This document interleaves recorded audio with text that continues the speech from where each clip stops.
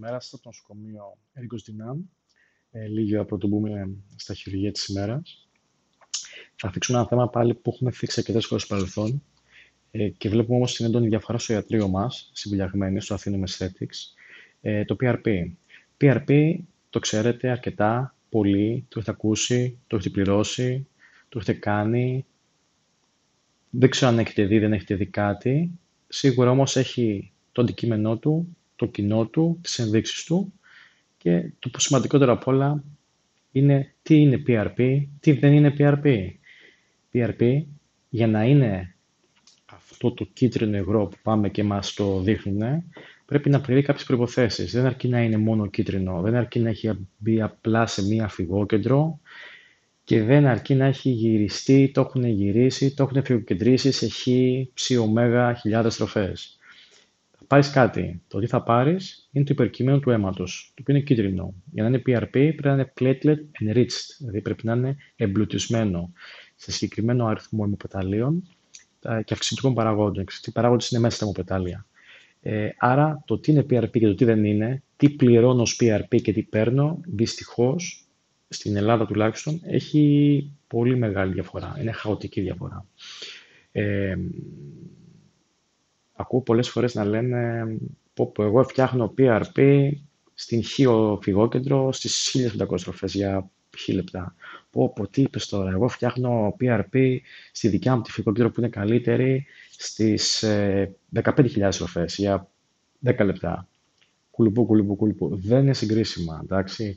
Το πόσες χιλιάδες στροφές γυρνάει ο ένας χρήστης το PRP δεν είναι καθόλου συγκρίσιμο με το πόσες χιλιάδες στροφές το γυρνάει ο δεύτερος και επίσης ούτε πόση ώρα το αφήνει συγκρίσιμο. Γιατί δεν είναι συγκρίσιμο, γιατί υπάρχει μαθηματική εξίσωση που δείχνει τη συσχέτιση της φυγοκέντρησης με την ακτίνα της φυγοκέντρησης αυτής. Δηλαδή, η κάθε φυγόκεντρος έχει διαφορετική ακτίνα περιστροφής του ενεωρήματος, του αίματος.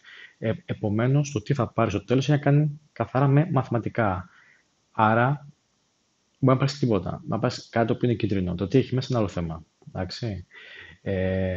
Πολύ σημαντικό. Και δεύτερον, τι θες να δεις από το PRP. Το PRP είναι αυτή τη στιγμή τα πιο evidence-based όσον αφορά την απώλεια μαλλιών. Δηλαδή, ξυπνάω το πρωί και βλέπω κάτι τούφες να φεύγουν. Τι μπορώ να κάνω. PRP σε συνδυασμό με μινοξιδίλη. Πόσο μινοξιδίλη, 5% αφρό. Μία φορά την ημέρα στις γυναίκες, 2 φορές την ημέρα στους άντρες. Είναι το πιο evidence-based αυτή τη στιγμή στο literature όσον αφορά την αποτελεσματικότητα. Δηλαδή, δεν σου βγάζει καινούρια μαλλιά το PRP, απλά σου σταματάει την τριχόπτωση και σου παχαίνει την υπάρχουσα τρίχα. Άρα, στο τετραγωνικό εκατοστό έχει σημαντικά μεγαλύτερη πυκνότητα μαλλιού. Σε συνδυασμό βέβαια με την μινοξιδίλη, μπορείς να αποκτήσεις και νέα μαλλιά. Εντάξει. Αλλά έκανα PRP για να αποκτήσω μία λάμψη. Έκανα PRP γιατί το έκανε μια φίλη μου. Έκανα PRP για να μου κάνει collagen stimulation και rejuvenation και elastin και production και. Ναι, ok. Ναι, όλα αυτά γίνονται σε μικρό επίπεδο, σε μακροσκοπικό επίπεδο. Το θέμα είναι τι θα δεις. Έρχεσαι, κάνεις PRP. Τι περιμένεις να δεις, ώστε να δικαιολογήσεις και τι είναι αυτό που πληρώνεις και τι θα πάρεις. Άσχετα όμως τιμής, δεν θα δεις πολλά πράγματα όσον αφορά το facial rejuvenation με το PRP. Γιατί δεν θα δεις πολλά, γιατί είναι απλά μία πολύ ωραία αυτόλογη φυσικότατη μεσοθεραπεία. Θα συνυδατώσει, θα δώσει ένα plumbing προσωρινό, θα σου κάνει ένα collagen stimulation, θα σου παράξει λίγο νέα ελαστίνη, κουλουπού, σε συνδυασμό απόλυτα με το microneedling ή με οποιονδήποτε άλλο τρόπο γίνεται η έγχυση αυτού, αλλά όχι εκεί. Θα κάνω που έρχεται μία φίλη στο γιατρό και μου λέει θα μου κάνεις μόνο PRP, μικρή αυτή, φοβερό δέρμα, εντάξει, ελάχιστες ατέλειες. Μου λέει θα μου κάνεις PRP γιατί θέλω να μου κάνει collagen stimulation. Του λέω αγαπητή μου, να στο κάνω κανένα θέμα, να το πληρώσεις πάλι, δεν έχω κανένα θέμα. Δεν θα το δεις.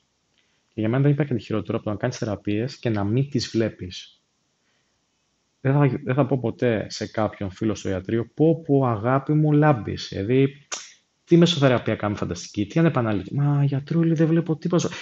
Ας τη βλέπεις, τα βλέπω εγώ αλλά εγώ. Είσαι τέλεια, είσαι ανεπανάληπτη, είσαι φοβερή. Όχι. Αυτά είναι για να περνάει και να γελάμε. Εντάξει. Το θέμα είναι να κάνουμε μια θεραπεία, όποια θεραπεία και να είναι αυτή, και να τη δούμε στο καθρέφτη μπροστά μας. Πόσο καιρό? Ανοιχτό σε συζήτηση. Να τη δούμε όμως. Και να τη δεις και εσύ, να τη δω και εγώ και να είμαστε και δύο χαρούμενοι. Δεν υπάρχει περίπτωση να υπάρχει κάτι και να μην το δεις. Ούτε εσύ, ούτε εγώ. Ούτε να γυρίσει ποτέ κανείς από το ιατρείο μας να σου πει «Wow, φιλενάδα, καλά, εντάξει». Μα γιατρούλη, τι λες τώρα, δεν βλέ... Ας τη βλέπεις, σου λέω λάμπεις, λάμπεις, αγάπη μου, λάμπεις. Λοιπόν, καλημέρα. Αντώνης Διαμαντόπουλος, από το Ιατρείο Αθήνων Aesthetics. Σε λίγο μπαίνουμε χειρουργείο.